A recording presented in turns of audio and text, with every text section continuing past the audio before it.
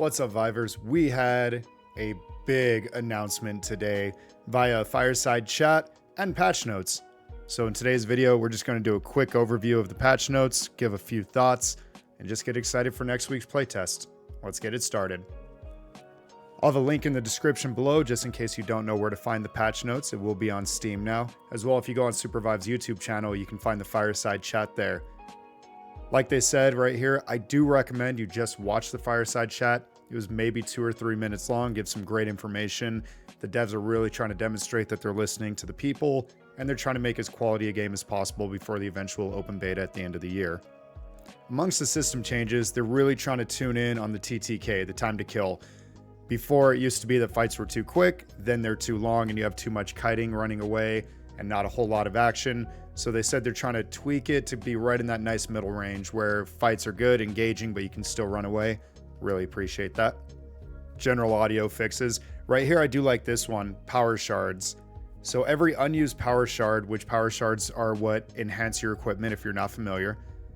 Every unused one you hold on to grants you 2 attack power, which is really convenient, really strong. But like they say right here, if you get dropped or you get boxed, the enemy has access to all those power shards. So sharing is caring. This is a team game. I really like this one right here. Gold keys can now be used to open vaults instantly. So just in case you're hanging on to 2 or 3 gold keys, you're worried you won't find a chest, use them to open up vaults. Really good. If you played any of the prior playtests, you probably saw a Hunter Mastery available. Like Felix was, I think, pulling 3 opponents at the same time, do that 5 times to unlock his next level of Hunter Mastery. Strikes was something like hit 1,000 after your shift dash, hit an immediate shot, do that 1,000 times. So now it looks like they're expanding on that to give extra emotes and perks for your hunter. Under visual updates, this is a big one. They had tested around the idea of when you're gliding, make it so you can target the hunter that you see and the balloon that will appear above or below them, when prior it was just the balloon below them. Looks like they've reverted back to just hitting that balloon, but they're making it more obvious where you need to shoot, which honestly is a good thing. It makes it less dangerous to be over the abyss and makes it more of a skill issue. So it's something you, the player, can improve on the more you play Supervive, and will help separate you from the rest of the pack. Visual updates just look great, by the way. That is beautiful right there. All the hunters got new little splash art. They have voice actors in now. It's going to be great. So there's one thing in the middle of this that I actually wanted to bring attention to, and it's that hunters use a new aim laser. Aim laser now properly follows the path of your aim projectile up and down the terrain, which is good. But the limit laser to cursor setting, which will be under the games section of setting, it allows you to adjust whether your aim laser stops at the cursor or extends beyond it. I'm guilty of losing where my mouse cursor is during a fight and accidentally dragging and dropping my equipment because I didn't realize that I had my cursor too low. So I'm actually really excited to try this and see how it functions. I think it's a great addition. Here we go. They got voice actors in. It sounds like all of the English voice acting has been completed or just about complete. But if you're playing in another language, some of them might not have voices. Twitch drops will be enabled again, so you can get some emotes from Twitch drops. So make sure you lurk in your favorite Supervive streams. Currency will be reset, so spend that money that they give you. So if you got to play one of the recent veteran playtests, you probably saw this, but there's more than just the bread and butter Battle Royale plane drops that you see. There's going to be several different styles, and it's really exciting because it'll mix up each game to make it just a little more exciting. Odds of gold armor spawning in any biome or any zone is increased. That's good. So we covered this before, but they did change the Academy, formerly Stacks, formerly Academy before even that. So no more green books. Blue books just give 50 experience now, which is what green books gave prior. So it should be 4 blue books to go from level 4 to level 5. Red book is unchanged. I think it's still called the yearbook, but with the red book, everybody on your team stand together and you'll all get a guaranteed level. I think it's 250 experience or something like that. It gives 275, but everybody can get from level 5 to level 6 if you are already level 5. They decreased the chance of getting rare powers out of a vault, which is fine. They were already pretty stacked as is. So they already covered this with a prior playtest, but with equipment now, you get to decide while you're choosing your hunter if you want to go offensive, defensive, or hybrid. So you can do 2 different attack-based weapons, 2 different defensive-based, or 1 of each. And then as you start leveling them up by killing creeps or grabbing power shards off of opponents, you then get to choose if you want a tech blade, a mana blade, or anything like that. So monsters will now drop little scraps that you pick up and they'll go towards upgrading your equipment. Once both them are blue, it'll start upgrading your boots. There's a lot of changes with equipment, which I really like. There's a new boot that you can upgrade into that it's called Wisp Kicks. If you jump on an enemy wisp, it'll launch them away from you. Seems pretty neat. I'm excited to play around with that. There's a lot of changes with equipment. I'm not going to go over everything. I do recommend you read it just to familiarize yourself before next week's playtest. But the bladed helm has a new branch you can go into called Persistence. It replaces the equalizer. It says while in combat, you build up to 3 stacks. At 3 stacks, your next left mouse button against an enemy hunter will heal you for 3% of your max HP and grant permanent max health, scaling with your toughness. That's pretty fascinating. So there's a new quick blade called Big Game Hunter. Gain movement speed stacks for killing major creeps, mini bosses, and bosses. At 5 stacks, it transforms into a zenith blade, which grants you attack power based on 25% of your bonus movement speed. Dang. I actually really like that. It gives more rewards for going after the big bosses. There's a new tech blade branch called Power User. Replace Thunderbolt.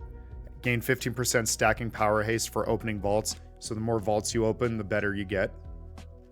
Vamp Blade got Soul Drain. Replace the Executioner. Stomping or executing wisps heals you for 200 HP per second.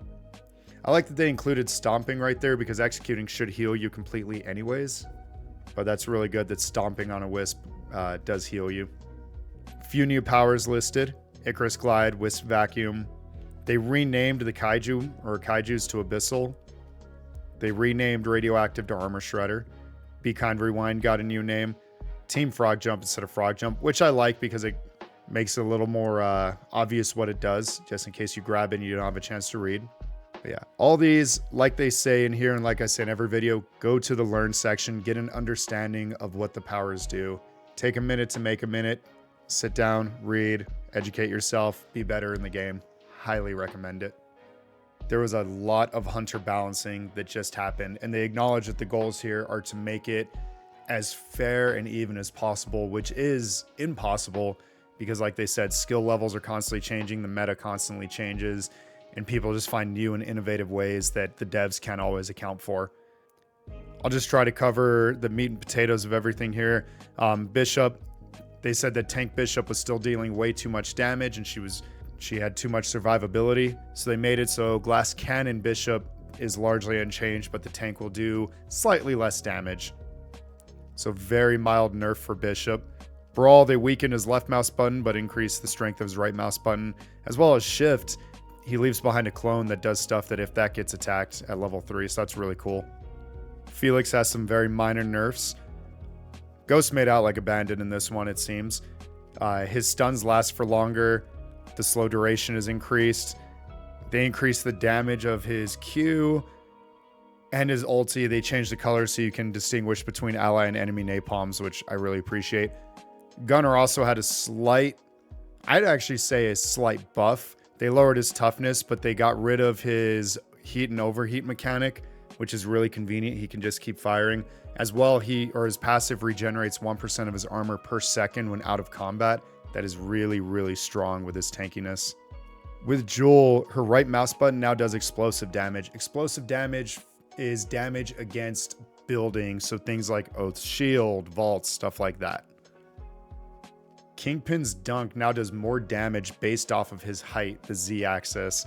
So he said right here for reference, jump into dash into Primal Slam will give around 30%.